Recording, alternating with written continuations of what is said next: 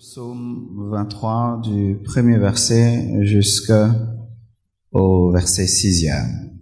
Psaume 23 du premier verset jusqu'au verset 6e. Vous y êtes? C'est un psaume très connu. 1, 2, 3, nous lisons. L'Éternel est mon berger. Je ne manquerai de rien. Il me fait reposer dans des verts pâturages. Il me dirige près des eaux paisibles. Il restaure mon âme. Il me conduit dans les sentiers de la justice à cause de son nom. Quand je marche dans la vallée de l'ombre de la mort, je ne crains aucun mal, car tu es avec moi. Ta houlette et ton bâton me rassurent. Tu dresses devant moi une table en face de mes adversaires. Tu induis ma tête et ma coupe déborde. Oui, le bonheur et la grâce m'accompagneront tous les jours de ma vie et j'habiterai dans la maison de l'Éternel jusqu'à la fin de mes jours. Nous acclamons la parole du Seigneur. Amen. Asseyez-vous, s'il vous plaît. Mon message de ce matin, dans ce grand thème, l'amour, une puissance négligée. Nous sommes en train de parler de l'amour que Dieu a pour nous, l'amour que nous devons avoir pour Dieu, l'amour que nous devons avoir pour nous-mêmes et l'amour que nous devons avoir pour le prochain. C'est autour de cela que nous sommes en train de tourner pendant ces 30 matins. Et mon sous-thème ce matin, c'est « L'Éternel est mon berger, je ne manquerai de rien ». Tu peux dire ça à ton voisin de droite? À celui de gauche? À celui de derrière? À celui de devant? À celui qui te boude? Acclamons le Seigneur. Amen. L'Éternel est mon berger, je ne manquerai de rien. Une parole d'un berger. Amen. Ce n'est pas n'importe qui dit que l'Éternel est mon berger, je ne manquerai de rien. C'est la parole d'un berger. Et vous savez, lorsque quelqu'un dans son domaine s'exprime, il faut bien l'écouter parce qu'il sait de quoi il est en train de parler. Alléluia. C'est comme un juriste, s'il te parle du droit, tu dois écouter. Si un pasteur te parle de la Bible, tu dois l'écouter. Et là, David ne parle pas comme un roi, il parle comme un berger parce que lui-même est un berger. Et David n'était pas n'importe quel berger, c'était un berger extraordinaire qui était capable de se tenir entre sa brebis et un ours, sa brebis et un lion. Il était capable de mettre sa vie en danger pour sauver pas un homme, mais sauver un animal. Vous imaginez cette capacité qu'il avait de pouvoir se sacrifier pour des animaux. Et David, lorsque maintenant il vient dire que l'Éternel est mon berger, il veut dire que ce que je fais, ou ce que je faisais pour les brebis, l'Éternel le fait pour moi, mais il le fait plus que moi. Alléluia. Donc ce que je faisais pour les brebis, l'Éternel le fait pour moi, et il le fait plus que moi. C'est pourquoi mon message aujourd'hui va partir du naturel. Nous allons voir dans la parole de Dieu, c'est qu'un berger naturellement fait pour une brebis, afin de comprendre ce que Dieu, le grand berger, fait pour nous qui sommes ces brebis. Dis à ton voisin, tu es la brebis du Seigneur. Alléluia. Parce que Dieu souvent part des choses simples pour expliquer les choses compliquées. Il part des choses difficiles pour expliquer plutôt les choses faciles, pour expliquer les choses difficiles. Il part souvent du naturel pour expliquer le surnaturel. C'est pourquoi Jésus-Christ enseignait beaucoup par des paraboles, parce que les mystères du royaume étaient trop élevés pour que l'intelligence de l'homme comprenne. Dieu partait des choses naturelles afin d'expliquer des choses surnaturelles. Alléluia. Et il y a beaucoup de choses que les brebis subissaient en bien venant du berger. Et si je parle aujourd'hui de l'Éternel, notre berger, c'est pour parler de son amour, parce que l'amour de Dieu pourvoit. Amen. Hein? L'amour de Dieu pourvoit. C'est pourquoi David dit, l'Éternel est mon berger, je ne manquerai de rien, parce que le berger travaille à ce que les brebis ne manquent de rien. Amen. Hein? Mais le berger, lorsqu'il est un homme, il peut avoir des désirs de faire certaines choses pour ses brebis et être incapable parce qu'il est limité, parce qu'il est humain. Mais l'Éternel, le Tout-Puissant qui est ton berger, n'est pas limité dans ce qu'il veut accomplir dans ta vie.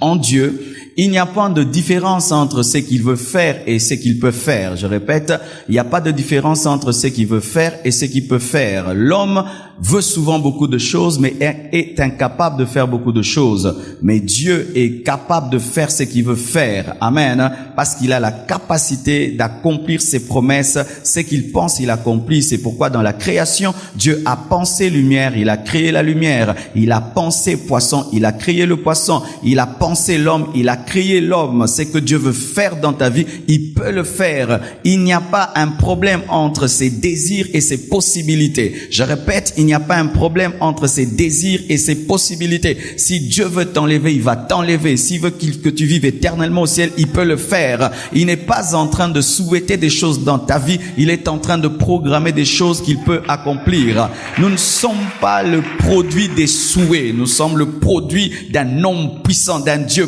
puissant, capable de promettre et de réaliser. L'Éternel est ton berger et tu ne manqueras de rien. En d'autres termes, comme l'Éternel est mon berger, donc je ne manquerai de rien. Alléluia. Comme je suis la brebis de l'Éternel, donc je ne manquerai de rien. Et ce n'est pas n'importe qui l'Éternel, c'est celui qui n'a ni commencement ni fin, mais qui est le commencement de toutes choses et la fin de toutes choses. Ce n'est pas n'importe qui est ton berger, c'est le Tout-Puissant. Ce n'est pas n'importe qui est ton berger, c'est l'Omniscient. Ce n'est pas n'importe qui est ton berger, c'est celui qui a créé les cieux et la terre. Ce n'est pas n'importe qui est ton berger, c'est celui qu'on appelle le chemin, la vérité et la vie. Ce n'est pas n'importe qui est ton berger, c'est l'alpha et l'oméga. Ce n'est pas n'importe qui est ton berger, c'est celui qui dit un mot et la chose arrive. Ce n'est pas n'importe qui est ton berger, c'est le roi des rois, le seigneur des seigneurs. Ce n'est pas n'importe qui est ton berger, c'est Jésus-Christ de Nazareth, celui qui a reçu le nom qui est élevé au-dessus de tout autre nom, afin qu'en son nom tout genou fléchisse et que toute langue confesse qu'il est Seigneur à la gloire de Dieu le Père. Ce n'est pas n'importe qui est ton berger, c'est la résurrection et la vie. Ce n'est pas n'importe qui est ton berger, c'est la manne cachée. Ce n'est pas n'importe qui est ton berger, c'est le soleil de la justice. Ce n'est pas n'importe qui est ton berger, c'est la parole faite chair. Ce n'est pas n'importe qui est ton berger, c'est le rocher des âges, l'ancien des jours. Ce n'est pas n'importe qui est ton berger, c'est le pourvoyeur. L'Éternel est mon berger et je ne manquerai de rien. Pourquoi? Parce qu'il a tout. Alléluia. Alléluia. Oh, est-ce qu'un homme est en train de comprendre quelque chose? Ton père n'est pas ton berger, ta mère n'est pas ta bergère, ton pasteur c'est un petit berger, mais il y a le grand berger, Jésus-Christ de Nazareth. L'Éternel est mon berger, je ne manquerai de rien. Je ne manquerai pas d'argent, je ne manquerai pas de santé, je ne manquerai pas une maison, je ne manquerai pas une parcelle, je ne manquerai de rien. Dans rien tu mets rien. Non, dans rien tu mets tout. Dans rien tu mets tout. Tout dépend de ta foi. L'Éternel est mon berger, je ne manquerai de rien. Dans rien tu mets tout ce que tu crois. Je dis dans rien tu mets tout ce que tu crois. Je ne manquerai de rien. Alléluia. Parole de la Bible. Si Dieu est mon berger, je ne manquerai de rien. Alléluia. I feel something today. Alléluia. Et l'histoire et l'étude du berger nous révèle ceci, que le berger chaque matin fait l'inspection de ses brebis. Il fait l'inspection de ses brebis. Et si il en a 100, il fera l'inspection de toutes les brebis. Il ne s'arrête jamais à une brebis. Il continue à la deuxième brebis jusqu'à ce qu'il arrive à la dernière brebis. Bien-aimé, si Dieu est en train d'inspecter ton frère afin d'enlever les mauvaises choses, sois calme, il finira par t'inspecter parce que l'Éternel est ton berger, il t'inspectera. Seigneur, inspecte mes problèmes. Seigneur, inspecte ma famille. Seigneur, inspecte mes difficultés. Seigneur, inspecte, enlève les puces, enlève tout ce qui est feuille, enlève tout ce qui est mal. Bien-aimé, lorsque Dieu inspecte l'autre, ne sois pas jaloux. Il finira par t'inspecter parce que le berger est capable de laisser 99 brebis quelque part afin de chercher la seule qui manque. Lorsque une brebis est en train de manger, il ne faut pas que toi tu sois fâché parce qu'il y a un plan aussi pour toi. C'est un berger. Ce n'est pas un mercenaire. Le berger inspecte toutes les brebis. Oh, les bergers inspectent toutes les brebis. Quiconque en ce lieu est une brebis du Seigneur, sache que Dieu va t'inspecter. Il va t'inspecter. Et la Bible nous dit que lorsque Dieu frappe à la porte, il vient souper avec nous. Et lorsqu'il soupe avec toi, même tes problèmes soupent avec lui. Tes difficultés soupent avec lui. Et lorsqu'il t'inspecte, il enlève tout ce qui est mal. Et si tu es perdu, il laissera tout le monde afin de te toucher. C'est pourquoi, frères et sœurs, si en ce lieu tu es un païen, le fait que tu sois venu ici, c'est que tu es une brebis du Seigneur, que Dieu est en train de chercher. C'est pourquoi Dieu appelle encore aujourd'hui. Il envoie des missionnaires encore aujourd'hui. Pourquoi? C'est un inspecteur. Paul était sa brebis, mais sa brebis qui n'était pas là. Lui-même, le berger, est allé chercher sa brebis sur le chemin de Damas. Paul a été évangélisé par le berger lui-même. Et aujourd'hui, il entre dans un homme qui est comme toi, afin de te chercher. Toi qui es loin de la bergerie, afin que tu puisses entrer. Et tant que tu n'es pas entré, il te cherchera, et il te cherchera, et il te cherchera, et il te cherchera. C'est pourquoi jamais je ne me fatiguerai de faire accepter les gens Jésus. Vous pouvez être à 10 000 membres, je ferai toujours accepter les gens Jésus. Pourquoi? Je suis en train de servir l'Éternel, le berger qui cherche à inspecter toutes les brebis. Lorsque une brebis est en train d'être inspectée, les autres se réjouissent parce que l'inspection a commencé. Ainsi, par ce qui t'arrive, j'ai la confirmation de ce qui m'arrivera parce que l'inspection a commencé. Chaque fois que Dieu bénit un homme, ce n'est pas le signe que Dieu le bénira seulement lui. Non, l'inspection a commencé. Alléluia. Ton miracle est le signe que l'inspection a commencé. Ton élévation est le signe que l'inspection a commencé.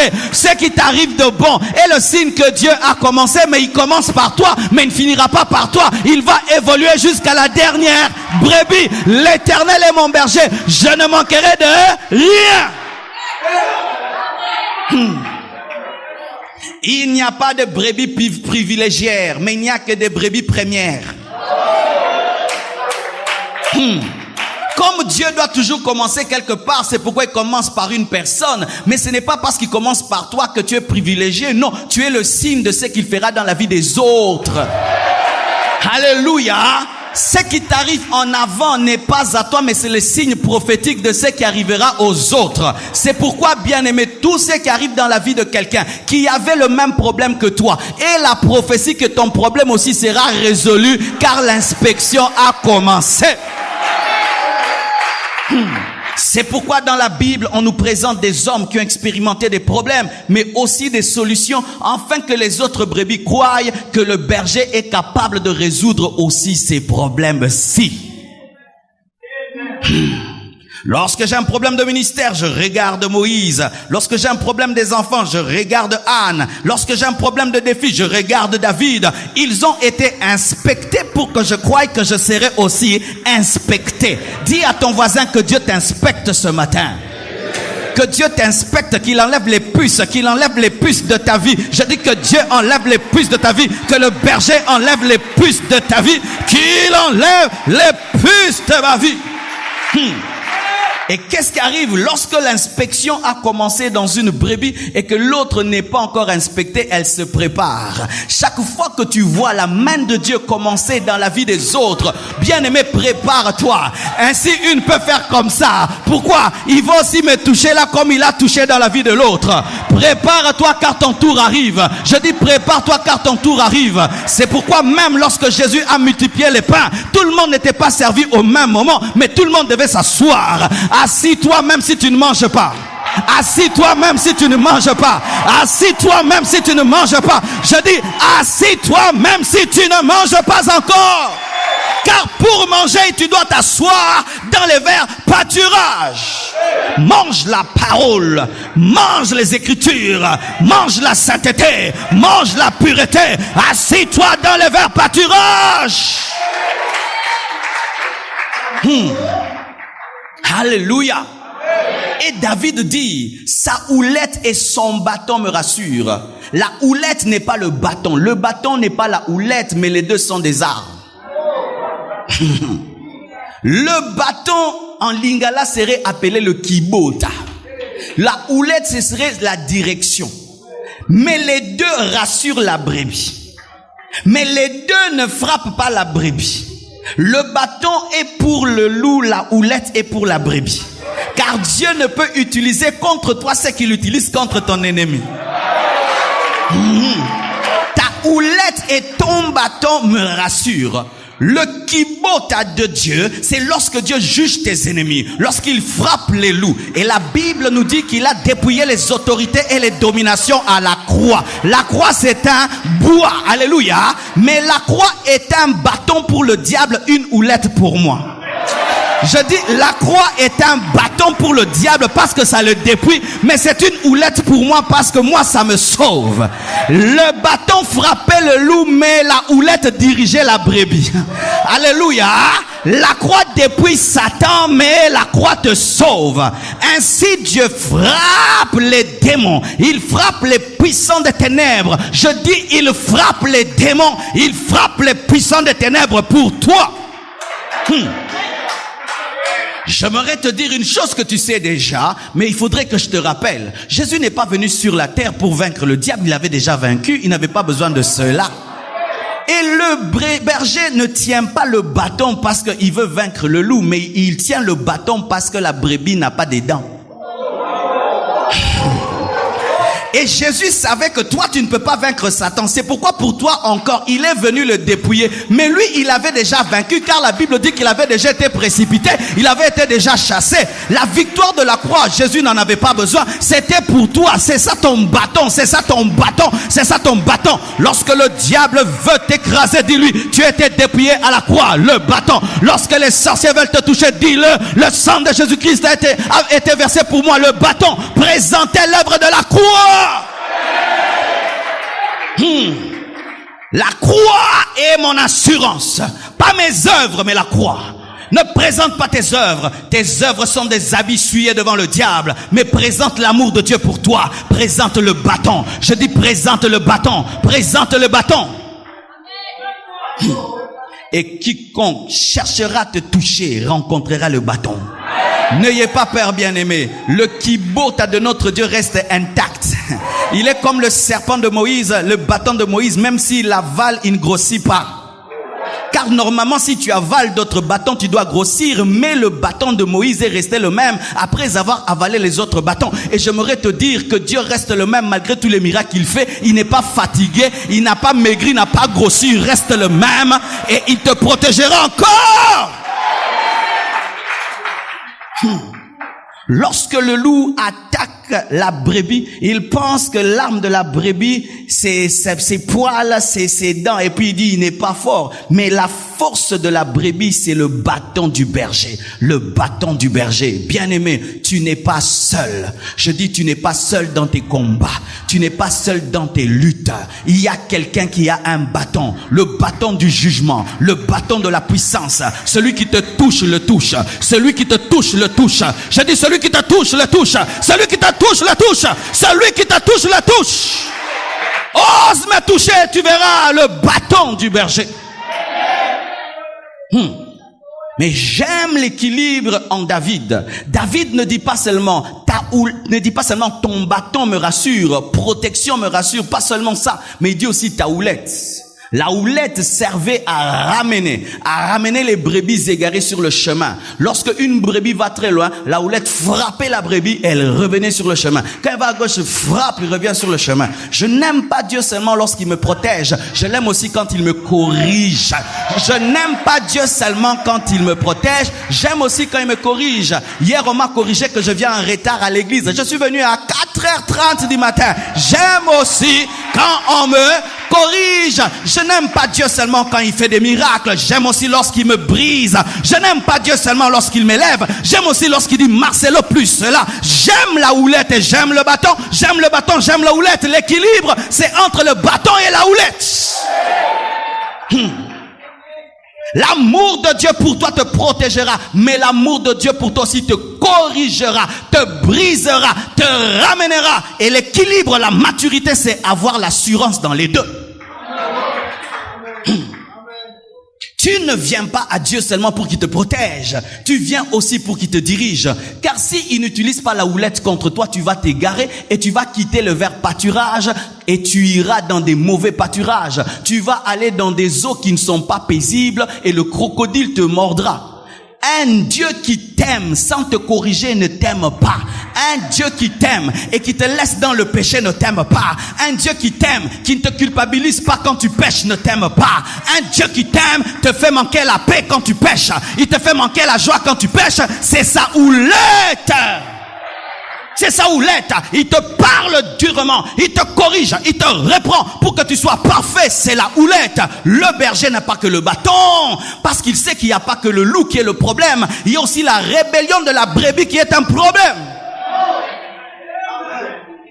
Le problème du berger, ce n'est pas seulement le diable, mais aussi notre chair. Ton ennemi, ce n'est pas seulement Satan, c'est aussi ta chair, ta rébellion, ton orgueil. Et tu as besoin de la houlette. Mais dans la croix, il y a à la fois la houlette et le bâton. La croix dépouille les autorités, mais aussi crucifie la chair. La croix te guérit des maladies, mais ça brise aussi ton moi. Ainsi, par la croix, je vis et je meurs et je meurs et je vis. La croix me fait vivre car elle me donne la vie éternelle, mais la croix aussi me tue parce qu'elle crucifie le vieil homme. Mais si tu veux seulement la vie éternelle sans la crucifixion du vieil homme, tu veux le bâton sans la houlette. Ainsi, il y a des chrétiens du bâton, que Dieu me protège, que Dieu tue les sorciers et les magiciens, mais vous ne voulez pas la houlette lorsque Dieu vous corrige. Alors que c'est l'amour aussi du berger. Alléluia. Et sachez encore ceci, bien-aimés. Le berger est soit devant ou derrière. Dis devant ou derrière. Des fois, quand tu vois les brebis, il y a le berger qui est devant. Mais des fois, il est derrière. Sa position est toujours stratégique parce qu'il fait rien pour rien. Dieu ne fait rien pour rien dans ta vie. C'est pourquoi toute chose concourt au bien de ceux qui aiment Dieu. Car si tu ne le vois pas devant, vérifie, il est derrière.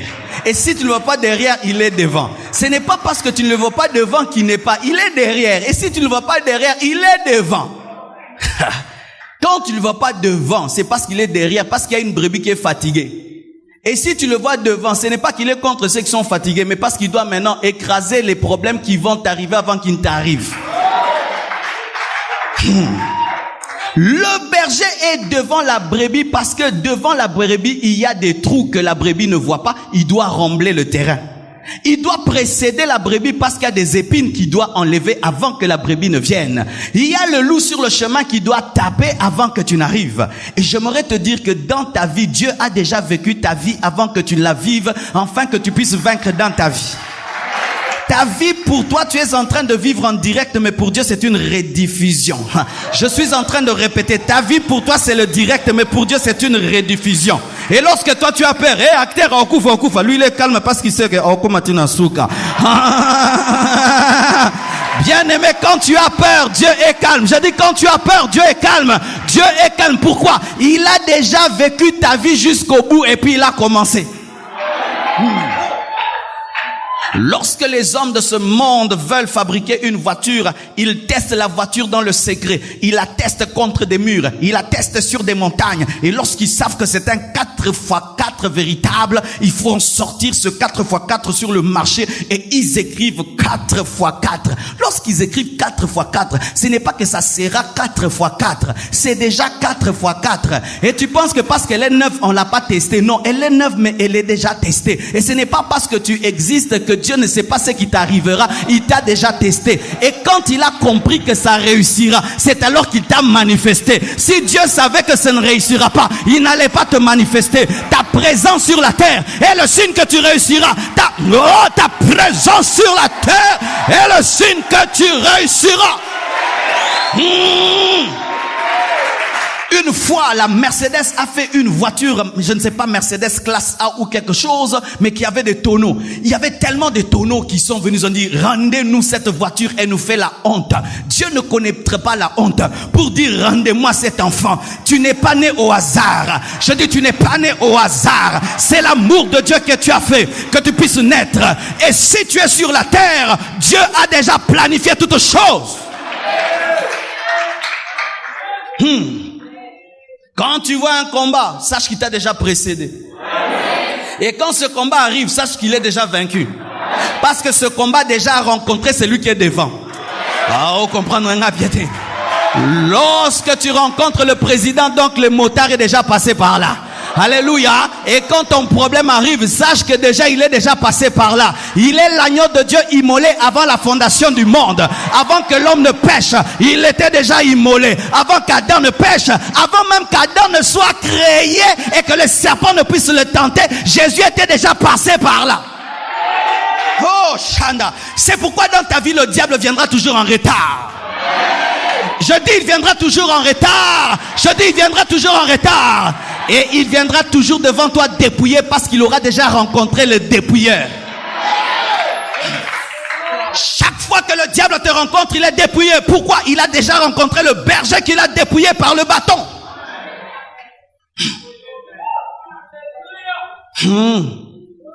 Il n'est pas seulement devant. Il est aussi derrière. Dis à ton voisin, il fait quoi derrière? Il pousse les brebis faibles. Il dit, monte. Même si la montagne est très escarpée, tu peux tenir, monte. Est-ce qu'il y a des hommes qui sentent des fois Dieu lui dit, monte ici. Continue, n'abandonne pas. 1000 fois tu tombes, 1000 fois il te relève. 7 fois tu tombes, 7 fois il te relève. Quand tu es fatigué, il te dit, vaillant héros, vaillant héros, vaillant héros. Va avec la force que tu as. J'aimerais te dire qu'il n'y a pas un meilleur coach que Dieu. Il est plus que Mourinho. Il est plus que Zidane. Oh, j'aimerais te dire qu'il est plus que Mourinho. Il est plus que Zidane. Parce que ces coachs-là, des fois, si tu marques pas, bailler yo. Mais yo, bailleront jamais. Encore déclassé, yo, remettre à tête des fois. Mais ils sont à terrain. Okolonga, okokoka. J'aimerais dire à toutes les personnes qui sont découragées ici, l'Éternel, ton berger, te dit, lève-toi. Redresse-toi. Tiens-toi debout. Continue. Ne dis pas je suis faible. Sa force est là. Même si tu ne vois pas sa main, le Saint-Esprit te fortifie. Même dans tes faiblesses, il te donne la capacité de prier. Il te donne la capacité de te sanctifier. Il te donne la capacité de jeûner. Il te donne la capacité de chercher. Il est le berger.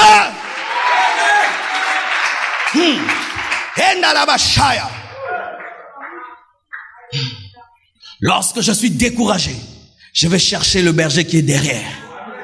Oh Dieu, donne-moi la force. Et tu sens sa main. Ramashakaya. Que Dieu puisse désembourber ta vie. Que Dieu puisse te désembourber du découragement. Que tu puisses croire que tu peux avancer. Cette montagne que tu es en train de gravir, il a déjà gravi pour toi. Et il ne peut pas te demander de faire une chose sans te donner la force. Sors du découragement. Sois fort. Il est là avec toi. Il pousse la brebis. Et encore, lorsque toutes les brebis dorment, lui ne dort pas. Celui qui veille sur toi ne sommeille ni ne dort. Jeannot, ma sentinelle, dort. Des fois, j'attrape ma sentinelle en train de dormir. Et moi, je dois la réveiller. Mais j'ai une sentinelle qui coûte tellement cher que je ne peux la payer. C'est pourquoi c'est gratuit. Son service coûte trop cher que je ne peux pas payer, mais c'est pourquoi il me donne gratuitement. Il y a des entreprises de sécurité, si seulement tu cherches un contrat, ça sera 300, 500. Seulement parce qu'on a mis 2 militaires à ta porte et parce qu'on a mis une petite sonnerie. Mais lui est là le matin, à midi, le soir, la nuit, quand tu ronfles. Moi, Dieu ne me protège pas parce que je prie. Dieu me protège parce que je suis sa brebis. Les brebis ne prient pas pour que le berger les protège, mais parce qu'il les aime et parce qu'il est responsable, il veille sur elles. Alléluia. Moi que je prie pas la nuit, Dieu me protégera parce que j'ai une alliance. Si tu es protégé parce que tu pries, donc c'est la prière qui est morte pour toi à la croix. Je vais te dire, tu nourris tes enfants parce qu'ils demandent ou bien parce que tu es papa. Mais s'ils demandent des précisions, tu ajoutes.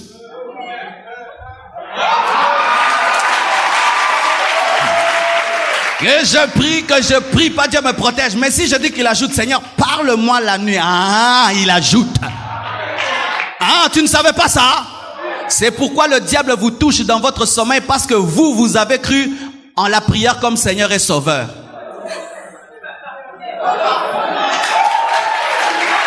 J'ai cru au berger. Bien-aimé, je peux dormir, le sorcier ne dort pas. Je suis en paix parce que celui qui me protège, lui, il veille sur moi. Et même si le sorcier ne dort pas, il y a celui qui ne dort jamais qui me protège. Car si tu dois veiller sur toi-même pour ne jamais être attaqué, bien-aimé, lorsque toi tu es en train de dormir, il y a quelqu'un qui veillera toujours. Et à cause du décalage horaire, il y aura toujours un sorcier debout.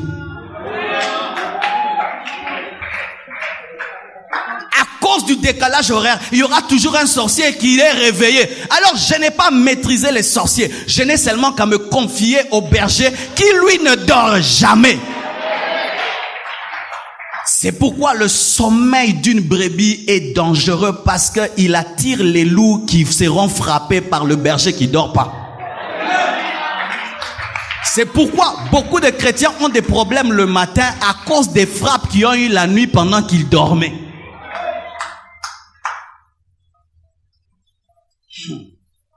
Dormez en paix. Et quand même vous avez des attaques démoniaques, n'entrez pas dans les draps, parce que les draps ne protègent pas. N'allumez même pas la lampe, parce que la lumière de la snelle ne protège pas. Mais dites seulement, l'Éternel est mon berger, je ne manquerai pas de sécurité. Alléluia. Que ce soit le plus grand sorcier, qu'il vienne même à 10 000 dans ta chambre. Je dis, même à 10 000 dans ta chambre. Dors comme un bébé. Je te dis et je t'ordonne de dormir comme un bébé. Il y a des veillées de prières inutiles. Inutiles. Où tu es en train de veiller pour ceux qui sont en train de fuir.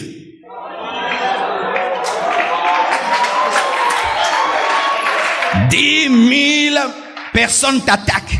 Tu prends seulement un obus, tu tires, tout se fuit. Mais toi tu continues à veiller, est-ce que tu es normal? Mais le nom de Jésus est élevé au-dessus de l'obus, d'une bombe. Tu dis seulement Jésus et tous partent. Mais toi tu veilles jusqu'à 4 heures. Quoi? Tu as accompagné les démons dans les lieux arides pour les chasser là-bas?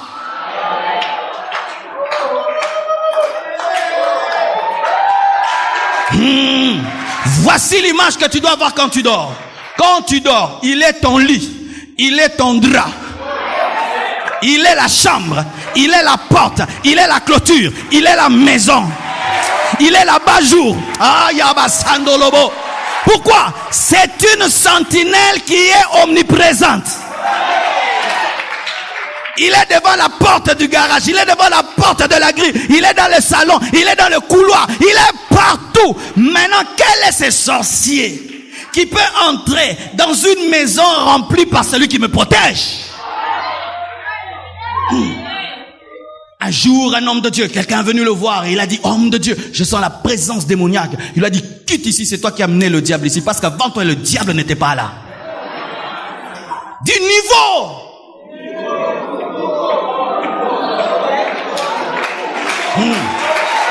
Oh, chassons le diable.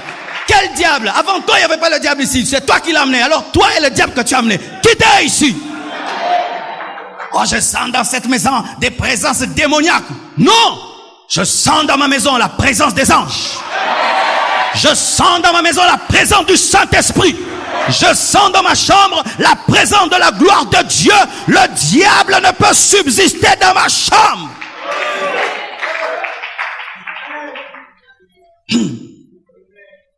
Et des fois, les brebis ont un problème. C'est que des fois, elles ont tellement froid dans les temps de neige qu'elles commencent à grelotter. Elles grelottent tellement. Et vous savez ce que le berger fait?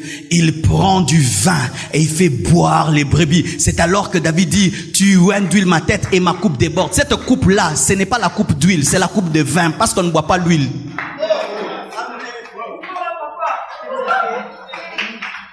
Et les Juifs faisaient boire du vin. Et le vin réchauffait la brebis. Et la brebis reprenait vie. Et toi aussi, lorsque la vie veut te refroidir et te tuer, il te donne le vin de sa vie, la vie Zoé, la vie de Dieu. Il te la communique par la parole et par le Saint-Esprit. Et tu reprends vie. Le froid de ce monde ne te tuera pas. À cause de la vie de Dieu qui est en toi. C'est pourquoi celui qui est en toi est plus fort que celui qui est dans le monde. Et ce qui est au dehors ne tuera pas ce qui est dedans. Car ce qui est dedans est plus fort que ce qui est au dehors. Le vin est plus que le froid.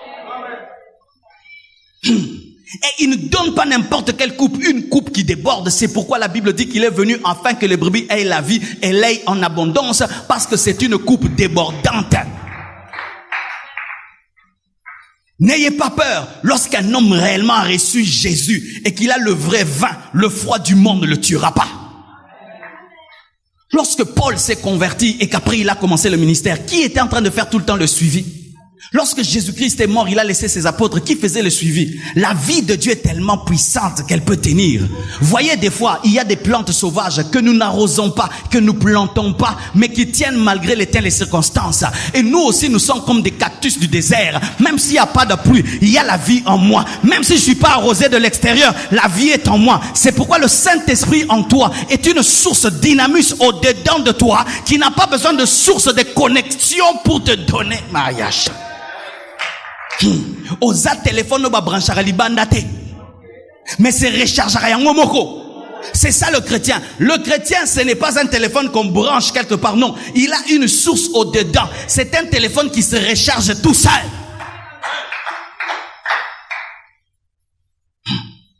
Alléluia. Et la Bible nous dit, plutôt l'histoire encore nous révèle que les brebis, des fois, étaient tourmentées par les mouches. Les mouches venaient souvent sur les brebis et vous les voyez des fois. Les mouches aiment l'humidité qu'il y a dans les nez des animaux. Ils aiment bien se tenir là. Et des fois, ils aiment beaucoup les oreilles. Et s'il y a des plaies, les mouches aiment bien là. Et nous connaissons des chiens à Kinshasa qui ont des plaies au niveau des oreilles et puis qui deviennent plus grandes. Plus il y a des mouches, plus il y a des plaies. Pourquoi? Plus il y a des mouches, l'animal est en train de gratter ses oreilles et les plaies deviennent plus grandes. Mais qu'est-ce qui arrivait aux brebis? Les brebis, quand ils étaient entourés des mouches, tapent souvent leur tête contre des pierres, contre des arbres et se grattent, se blessent et d'autres même meurent. Mais que fait maintenant le berger? Lorsqu'il voit les mouches qui sont en train de déranger les brebis, il prend de l'huile, il verse sur leur tête. Et David dit, tu induis ma tête.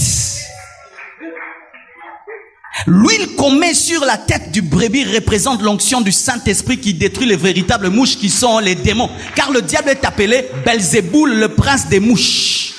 Les mouches qui t'environnent seront anéanties par l'onction du Saint-Esprit.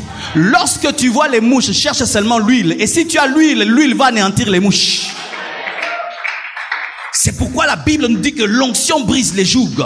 Le berger que tu as te oint face à tes ennemis. Lorsque tes ennemis viennent, lui, il met de l'huile. Lorsqu'il voit les mouches, lui, te donne l'onction. Lorsqu'il a vu le diable qui allait combattre l'église, il les a seulement donné le Saint-Esprit dans la chambre haute. L'huile de l'esprit dans ta vie n'est pas là seulement pour embellir ta tête, mais pour chasser les mouches. L'onction de l'esprit que tu as, ce n'est pas seulement pour parler en d'autres langues, c'est pour chasser les mouches. L'onction que tu as sur toi fait de toi un beignet chaud que les mouches ne peuvent approcher. Tu vois l'onction que tu as là? L'onction, c'est l'huile qui chasse les mouches. Et aucune mouche ne peut résister devant l'onction de Dieu. Le Dieu qui te oint te protège par l'onction qu'il te donne. C'est pourquoi le jour que l'onction a quitté Saoul, il était remplacé par une mouche. Parce qu'un esprit mauvais est venu. Quand l'huile s'en va, les mouches viennent. Veille sur ton onction. Veille sur ton onction. Garde l'onction que tu as. L'onction que tu as, ce n'est pas seulement pour servir Dieu. Ça te protège toi-même des mouches. Car les mouches attendent que l'huile cesse de fonctionner pour venir. Alléluia. Alléluia. Mais écoutez ce que David dit. Et j'habiterai. Au début du passage, il parle des bénéfices du berger dans sa vie. C'est que le berger fait pour lui. Mais il dit, et j'habiterai tous les jours dans son temple, j'habiterai. Là, il dit je. Il ne dit plus l'Éternel. Il dit je. Pourquoi? L'amour doit répondre à l'amour. Lorsque tu entres dans la maison du berger, il boit quoi? Le lait. Qui lui donne le lait? La brebis. Lorsque tu entres dans la maison du berger, tu trouves quoi? La viande. Qui lui donne la viande? La brebis. Lorsque tu vois les habits et la garde-robe du berger, tu vois quoi? Les peaux des brebis. Qui lui donne ça? Les brebis. Mais si tu donnes le lait et tu donnes la chair et tu donnes la peau, tu ne peux pas être vivant. Chaque viande vue dans la garde, dans le frigo du berger, c'est une brebis qui est morte pour celui qui la protège. Chaque lait que tu vois dans le frigo du berger, c'est une brebis qui a accepté de perdre son énergie, son meilleur, parce que le lait, c'est le meilleur de l'animal. Chaque fois que tu vois le berger bien habillé en peau de mouton, sache qu'il y a une brebis qui a accepté de perdre sa peau, son pelage, pour réchauffer celui qui la réchauffe. Le berger conduit la brebis dans les eaux paisibles, mais la brebis aussi lui donne l'eau.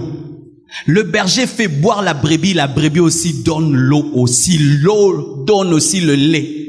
Le berger protège la brebis aussi protège le berger en lui donnant la couverture. Le berger nourrit par le vert pâturage, mais la brebis aussi nourrit par sa viande. L'amour doit aller et l'amour doit revenir. Dieu t'aime, il te protège, il te garde, c'est bien. Mais toi, que fais-tu en retour? Le lait symbolise l'adoration, la viande symbolise la consécration, les vêtements symbolisent l'humilité dans le service. Pourquoi je dis que le lait symbolise l'adoration? Parce que lorsque Dieu promet à Israël les meilleures choses, il dit vous aurez le lait et le miel. Et lorsque Abraham veut donner Isaac qui était son meilleur, il dit quoi? Moi et le fils nous irons adorer. Dieu attend ton lait. Toi qui l'aimes, que tu l'adores, que tu lui donnes ton lait, que tu lui donnes le meilleur de ta personne. Adorer, ce n'est pas seulement chanter. Adorer, c'est donner le meilleur de soi-même. En parole, en action, en offrande, en tout ce que tu as, tu donnes le meilleur, c'est l'adoration. Des fois, nous aimons le bâton du berger. Nous aimons la protection du berger. Mais lorsqu'il veut boire notre lait, nous ne voulons pas. Nous ne voulons pas l'adorer. Nous ne voulons pas l'aimer de tout notre cœur. Et nous ne lui donnons pas le meilleur de nous-mêmes. Alors que lui nous donne le meilleur de lui-même. Et la viande symbolise le sacrifice. Car lorsque on offrait à Dieu, on donnait des viandes. Et la viande symbolise aussi la crucifixion de la chair. Tu dois accepter d'être crucifié pour celui qui s'est crucifié pour toi. Le crucifié recherche des disciples qui renoncent à eux-mêmes. Il veut la chair. La chair. Oui, cette partie, vous n'allez pas vous tenir debout ni aimer. C'est la Bible. Face A et face B. Vous ne venez pas écouter une partie de la Bible. Non, non. Où on vous parle que des bénéfices de la croix. La croix aussi engendre des responsabilités. Tu dois te consacrer à Dieu. Tu dois mourir à toi-même. Tu dois vivre dans la sanctification. Donner ta chair. Donner ta viande. Lorsque tu sais qu'il est ton berger, tu lui donnes ta viande. Tu cesses de vivre selon le monde.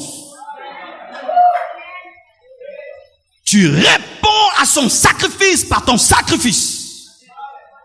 Car il s'est mis en danger pour toi. Et toi, pour lui dire merci, tu lui donnes la viande. Et tu lui donnes ta peau. Tu le sers, mais dans l'humilité.